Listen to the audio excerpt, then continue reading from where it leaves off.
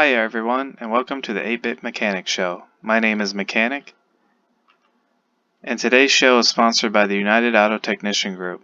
In a world of flat rate pay, warranty pay times, and ever-complex electrical systems, give yourself a paycheck guarantee.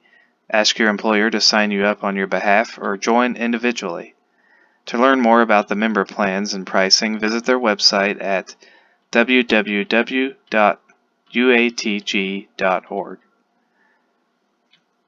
Now for the first half of today's show, we're going to be talking about torque wrenches.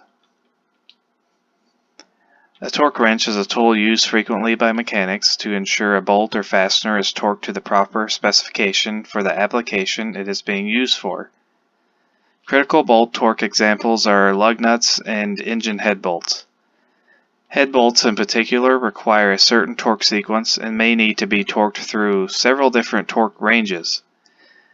This torque sequence stretches the bolt, giving these bolts the name torque-to-yield bolts, and they must be replaced with new ones anytime they are removed.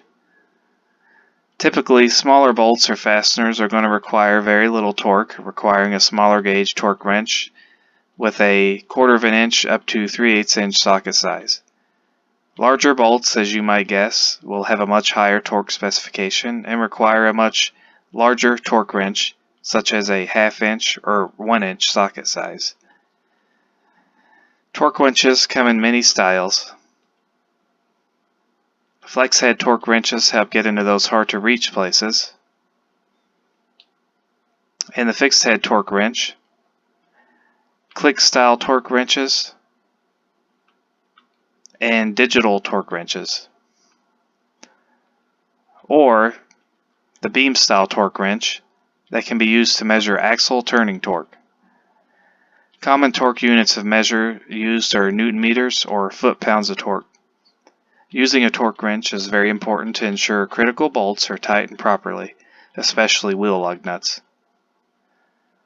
Over-torquing can lead to a 10-minute job turning into a 3-day job if a bolt breaks off, and under-torquing, well, as mentioned, can lead to some very serious legal problems for you. So buy a torque wrench, side belt holster, and make sure you have it with you everywhere you go as a mechanic. Well, that's the end of our show's tool topic. If you're a mechanic or a technician at a new car dealership in Minnesota, you will see an increase in your flat rate warranty labor times. New Minnesota law requires dealers to compensate at customer pay labor hours for warranty repair. Beginning this year, 2024, a new law takes effect regarding retail rate for labor.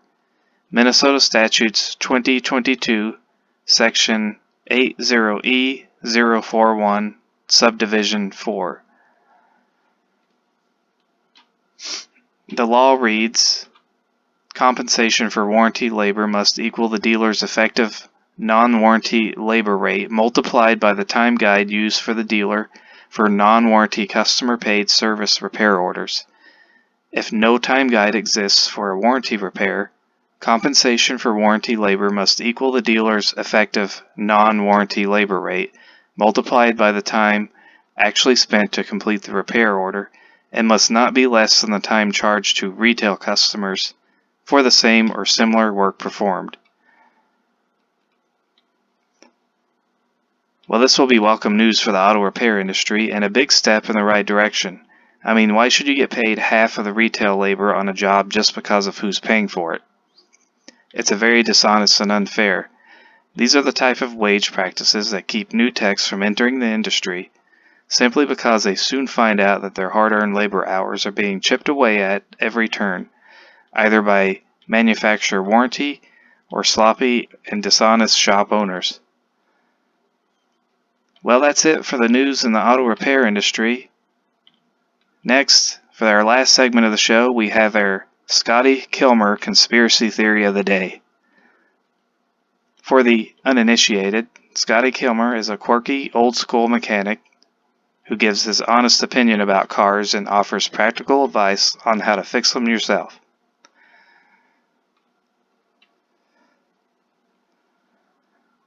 It is said that President Trump once asked Scotty Kilmer what the best car to buy is. Surprisingly, it wasn't a Toyota, but a 1958 Plymouth Fury.